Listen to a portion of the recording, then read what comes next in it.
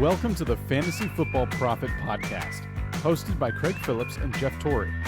Visit us at fantasyfootballprofit.com. And now your hosts, Craig and Welcome Jeff. everyone to the Fantasy Football Profit Podcast. I'm Craig Phillips, joined as always by Jeff Torrey.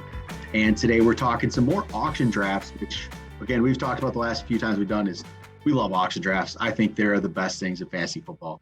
I think if your league is thinking about going to an auction draft, you should absolutely go to an auction draft. It is a lot of fun. It doesn't compare to me.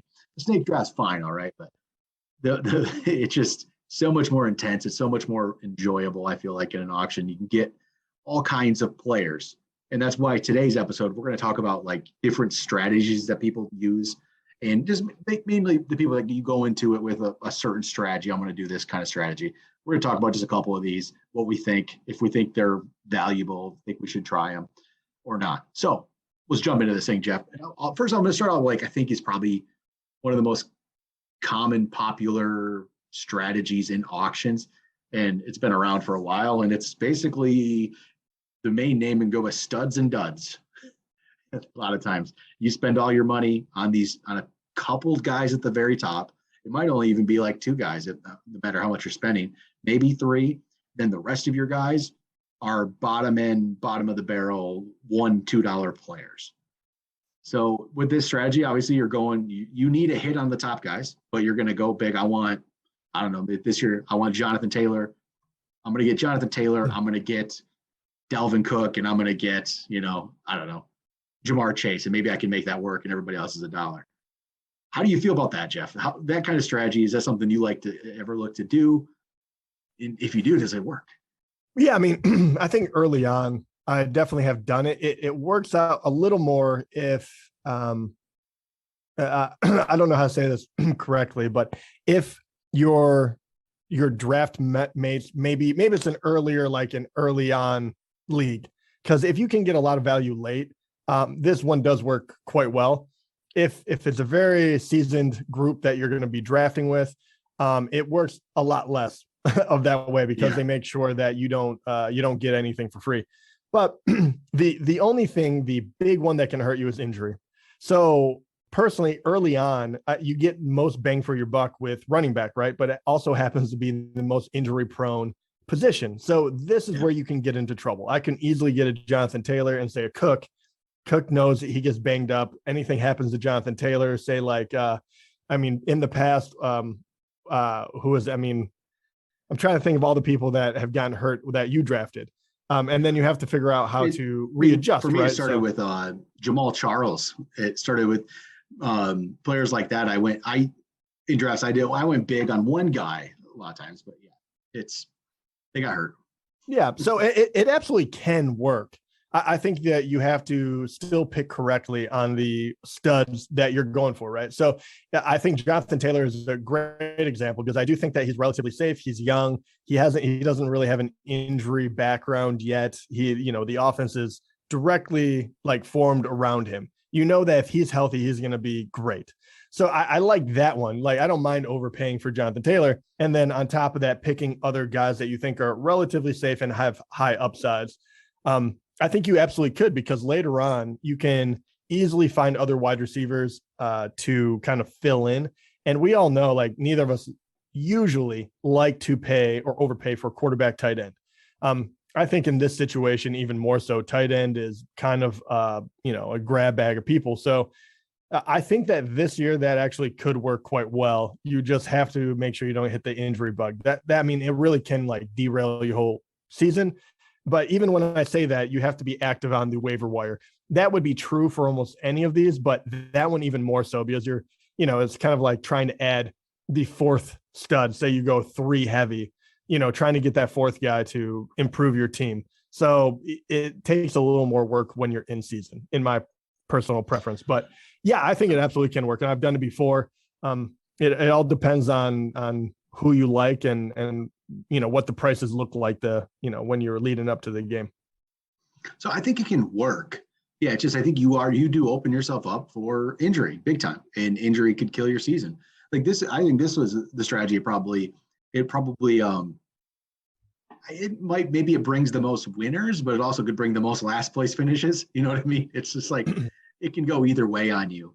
And see, I'm not sure. I haven't gone this full route. I feel like often I'll get the top guy, but maybe not a couple top, like spend all my money and then go completely in the, I like to get some middle guys. So I think more of a different approach that I would like to do. It could be, and this is named different things in snake drafts and maybe even auction, but more like a hero running back strategy, where you're like you're spending big on one guy, right? You get one big time running back. And I typically have probably leaned towards that more often, where I'm getting one big time running back, and then the rest is kind of a mixture. Not really spending big on the rest of the positions, but it's more of the mid-tier guys. I usually might probably go that way than getting a couple really. And I can't think of any times where I've probably gotten two guys, like, two top running backs. I just don't like to spend that way. First off, I love the middle of the draft and auction. I love being able to get a bunch of players. So I might go really big on one running back. Like I remember doing it. I think the first time I did it was Maurice Jones-Drew back in the day, and it didn't work. He sucked that year. But that's a rough example. I only did one of those guys, so I was able to make it work with the rest. Like you said, I've had guys get hurt. So like I would do it with Jamal Charles. He got hurt. I think I still won the title. It's happened over the course of time, like players like that you get, and I did it with, was it Zeke 2 years ago in a lot of things. And last year he sucked. It was just, And that can happen whether or not you're going for the strategy, right? I mean, we how many times do you see a knee being blown out? AP, even Dalvin Cook. I mean, he and his really rookie year. So yeah, I mean, it does happen. It feels like it happens every single year where you see like the non-contact thing go, and he just goes down. The knee is out, and you can't get any trade value for him. Obviously, you hope he's okay for the next season, but. Right. Yeah, I mean, that becomes rough when you're doing it that way. The other thing I will say is, as far as studs and duds or hero running back, I kind of like that name. But the thing I do like about that, if you aren't used to doing a lot of auctions, the mixture is definitely kind of in a feel, and you have to get pretty good at it. It's a little bit of an art and a little bit of a science. You have to feel when to give, when to take, and make sure that you spend all your money, right? If you're newer to them, I would suggest making sure you go out and get either that hero or spend big on a couple of different guys, because at least you will have really top end talent, and you probably will get rid of all your money, which I think is, once again, we've talked about before, but that is the biggest sin by far, is leaving money on the table. So it is an easier strategy to a certain extent as well. And you're going to get good, like top end talent, because if you get Jonathan Taylor, no one is going to tell you messed up. Right. So, but also I think you're right there about if it can depend on your knowledge level. If you're going into this and this is new to you, and auction's new to you, and maybe you don't feel like you're as knowledgeable about the middle of the draft, maybe you go to those guys, or somebody else, like we feel more confident that, all right, I'm going to identify some guys that I really like that are way undervalued, and I'm going to round up my team with them. That can be different. It really depends on, and one's very, I mean, that's way more dangerous, right? Because you're pinning your belief on a lot of things that are not true yet. Hence why they're so low on the draft, whether or not they don't have their position yet, whether or not you don't know what the offense is going to look like. They're a rookie.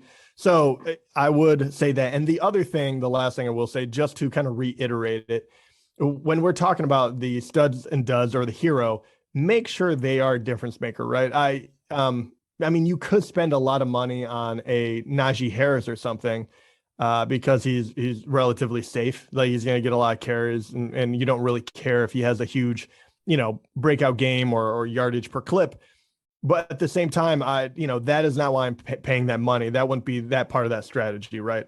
So I think that you have to go after people that you think can really break open week to week and win you stuff that way. And I think the top tier guys are that, but I feel like this year they do dwindle a little bit.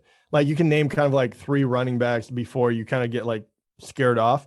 And same thing, I think there's probably there's a good top 10 wide receivers. Like, if you want to go, that's a whole different one, but wide receiver heavy, I think there's probably more room for that, and they don't cost quite as much. So, I think it's the type of player too. And you just have to figure out what you like and what you can stomach.